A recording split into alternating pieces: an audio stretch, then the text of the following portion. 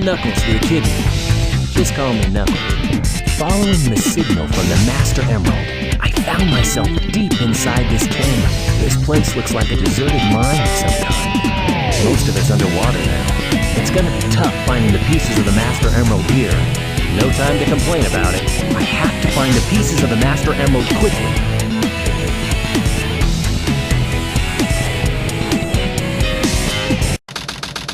Welcome back to Sonic Adventure 2 Battle. Tails has escaped the military after witnessing Dr. Eggman use whatever power they had with the Eclipse cannon to blow up half the moon. But now once again, let's find out what Knuckles is up to as he tries to find more pieces of the Master Emerald within the aquatic mine. Hope you don't gotta go to the bathroom before playing this level. Because there's too much water here. Big is drowning! Again! I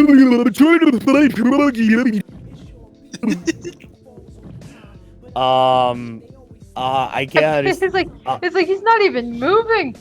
He's stuck in the floor! It's like, oh no, they gave him concrete shoes. No, yeah, see, judging from here, he's trapped. He somehow got trapped himself in there, and now he's drowning. Again, my levels weren't that bad, guys. You guys just suck. It's like, Knuckles, you bastard! You're letting this innocent cat drown! No, it's like, again, like, Big's like, guys, my levels weren't that bad. You guys just suck. Get good. Get good like Froggy. Oh, see, there's a good instance right there, where it's like, I think the only other time you could get those, like, screen nuke power-ups or whatever, is if you, ironically, dig it up in these treasure hunting levels. That's like one of the worst spots for it, though. It's like, what's there to nuke? Yeah, really. There's like, yeah, I mean, it's like, you don't even, there's, if I recall correctly, I don't think, like, yeah, the real obstacle here isn't really enemies or anything. It's until you get the air necklace here, it's the water. It's the fear of drowning. Yeah. But once you got the air necklace, this level's a fucking cakewalk. Yeah, pretty much. It's like, if you have any, like, irrational fear of, like, underwater, I don't blame you if you do, then yeah, without the air necklace, you know, yeah, this level could give you a little bit of trouble, but once you are able to get the air necklace, then it's like, that fear, it's just gone. There's no real reason, there's no real fear of drowning with Knuckles. Yeah, I mean, with that said, it does make, like, the final, like, segment of the game much easier to do with Knuckles. It really does. And sadly, Rouge does not have that luxury of having, like, air necklace or anything of the sort. No matter what, like, you will have to still worry about underwater segments with Rouge, along with the risk of drowning. But honestly, you don't really have to worry about too many, like, honestly, I think the only time you would have to worry about underwater segments with Rouge was during Dry Lagoon. Every other level that involves Rouge, there is, like, yeah, there are no underwater segments in sight. So that's more or less why we don't see any upgrades that involve Rouge being able to to breathe underwater. Oh, and by the way, that second emerald piece I just picked up not too long ago, that was luck. That was pure luck. I was not expecting to get that piece just like that, because the biggest gimmick with this level is that depending on where the Master Emerald piece is located, you have to go to this one little part in the main hub area, and you got to flip these switches to control the level of the water. And if I didn't have the water level at the correct spot, then I would have just gone to the area where the Master Emerald piece was for nothing. I would have to swim or crawl all the way back up to that spot where all the 3 switches were at, just to adjust the water level, just to go back down and get the Master Emerald piece again. No, see, Ryan, it's always according to plan. You just tell people that. Wait, tell people to do what now? Just tell people, no, it was according to plan. It wasn't luck. You meant for that to happen. We take those. Yeah, exactly. But yeah, it's like I think in the last part, I was bringing up like how like the second to last Knuckles level is like one of the more tedious ones, and while that may be true, I mean honestly, this is the most tedious Knuckles levels for me. If only because it's like if you don't have the water level adjusted accordingly, then you're just wasting time, going back to the switches, readjusting the water levels, just to go back to the same spot you were before and get the arrow piece again. And depending on just how unlucky you are, you'll have to do that quite a bit. Yeah, that's pretty fair. Yeah, so it's like, it's more of a tedious level compared to others, I will say. Sheesh. There always seems to be a lot of police around when you don't need them. Anyway, daytime in a station square. Man, fuck the police. Chaos Emeralds. Maybe Eggman took the emeralds into outer space. Maybe Eggman took them into outer space. I mean, just call it a wild guess. I can't confirm this, but I'm gonna go ahead and assume they may or may not have taken them to outer space. That's the only explanation as to why there is no energy other Chaos Emeralds. Looking for the Master Emerald pieces was tougher than I thought it would be. Where are we anyway? By the way, I saw Big down there hanging out with the Ninja Turtles. He looked like he was having a great time. Oh my god, it's Froggy. We're turtles. If we get into the limo, we can trace the call to find Eggman. Okay, let's meet up there. Hey! Wait for me, Tails! It's like, sorry, can't hear you. Yes. Yeah, really. Alright, Tails is now on the move to chase down the president and rouse. Are you old enough to drive, Tails? No, but I am smart enough to drive. Oh, you know what? Sure, that shut me up. It's like, alright, look, I can operate a freaking mech. I can operate an airplane. What makes you think I can't do the same thing with a freaking car? By the... Tails! Crazy What did you do? What did you do? Self-defense! No, like I said, crazy taxi. Get ready for crazy taxi. So, how about this level on the one mission where you're not allowed to touch anything? Oh, Oh, God! Yeah, much like how in like other them you can do other missions like say collect 100 rings without getting hit or find the lost Chow. Yeah, these are levels right here where you're simply just racing from the beginning of the level to the end of the level.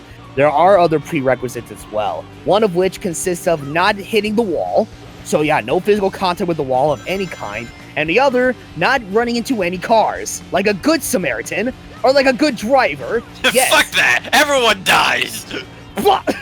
Like that guy. It's like, Tails, Christ! Okay, that guy, he had it coming. Why? What did he do? He said Big's levels were good. Oh my God. I mean, like, you pounced on that car like Grasshopper in Twisted Metal too. I mean, damn. My ice cream cone, he dies. Oh man. That's another series I need to revisit one of these days. Twisted Metal. Oh, Twisted Metal was so much fun. It really is. I really like Calypso, honestly. Calypso is such a sadistic bastard. Yeah. Oh, if you like Calypso, this just proves you need to watch Laughing Salesman. Because Laughing Salesman is pretty much like Japanese portly Calypso. You know, when you mention that show to me, in the back of my mind, I'm thinking, okay, I'm actually getting some Calypso vibes. Yeah, that's actually a very apt comparison. Oh man, it's like That was their stop. We demand the ability to fly. Certainly. All right, we have the ability to fly. Let's go and jump off and fly off this building. Whee! Splat. And then It's like, you see, that was their stop. No. And it's like these two unlucky bastards like fall to the very end of the building. We get a shot of Calypso, and he's like, "Well, good thing these plane tickets are refundable." It's like he twists everyone's wishes around. It's like, my god, you're like you're like a sadistic version of BJ. You twist the words around of everybody and you screw people over. Oh my god, card racing is available. 3 courses. No, you see, I just like to imagine, like, yeah, I found the president. Tails, you might want to slow down. No! No! I will become president. Tails for president. Spare me the details.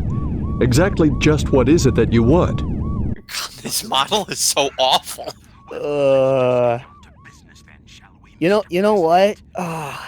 Okay. I don't know which model is better. The model that they use in this game, or the model they use of the president, when we see him again in Shadow the Hedgehog. Cause yeah, isn't it like the Dreamcast model? No, well, not exactly. I mean, it's based off of the Dreamcast model, but I don't know. The way they handle the model for that game, while it has more details in it compared to this game, it still looks pretty ugly. Still looks like it doesn't belong there. No. Yeah. Right. What the heck's going on here? I think it's the textures and such that they use in the model, like between the hair, the clothes, and even the skin textures. It's like, yeah, it's like, and then it's like, yeah, you look at Sonic and Tails here, and it's like flat matte colors. But then you look at the humans, and it's like they're trying to make it like quote unquote realistic. Bear in mind, Dreamcast. But it's like, yeah, they got all these textures. Meanwhile, the anthropomorphized animals, they're relatively simple. It stands out. And meanwhile, it's like the president's like, "Oh my God, there's a criminal in my limo." And his secretary just like, she's not even fazed by what's happening. She just presses on with her duties, and she's like, "Mr. President, we seem to have an incoming signal from our agent." It's like, did you not see what just happened? They literally stole from my limo. Oh, look, there's a purple cat outside. Have you seen Froggy? Froggy! as they're speeding by.